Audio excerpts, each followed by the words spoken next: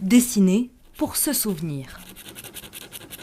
Pour Frédéric Dubus, caricaturiste, chaque coup de crayon est un bond vers le passé, un retour douloureux à une date particulière, celle du 7 janvier 2015. Je fais un dessin sur les 10 ans de Charlie Hebdo. C'est le genre de dessin dont je me passerai parce que c'est difficile, c'est pas un dessin pour faire rigoler.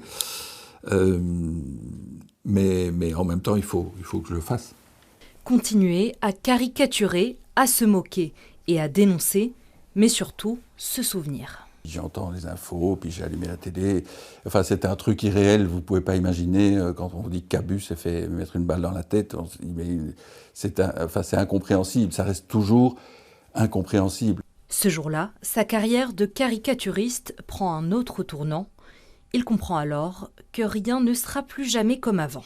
Pendant 3 jours, j'ai fermé ma porte à clé parce qu'on m'avait dit au journal, fais attention, vous avez face à vous un caricaturiste qui ne savait pas qu'il était caricaturiste avant.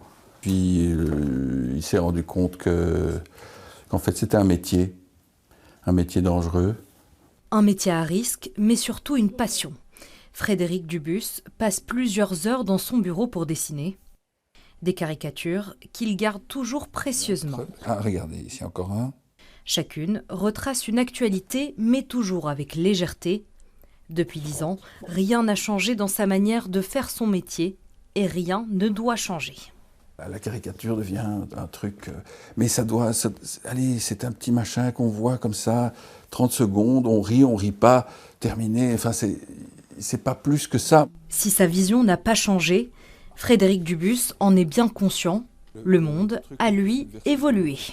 Oui, il y a des choses qu'on ne peut pas faire, mais il y a des choses qu'on ne pouvait pas faire quand j'ai commencé et qu'on peut faire maintenant. Donc la liberté, elle est toujours restreinte. C'est ça qui est intéressant aussi, c'est de jouer avec les contraintes. Il y a 20 ans, quand j'ai commencé, faire un dessin du roi en caleçon dans la Libre, Belgique, c'était pas imaginable. Laisser son crayon parler et rester libre plus que jamais, pour soi, mais aussi pour ceux qui ont payé cher leur liberté d'expression.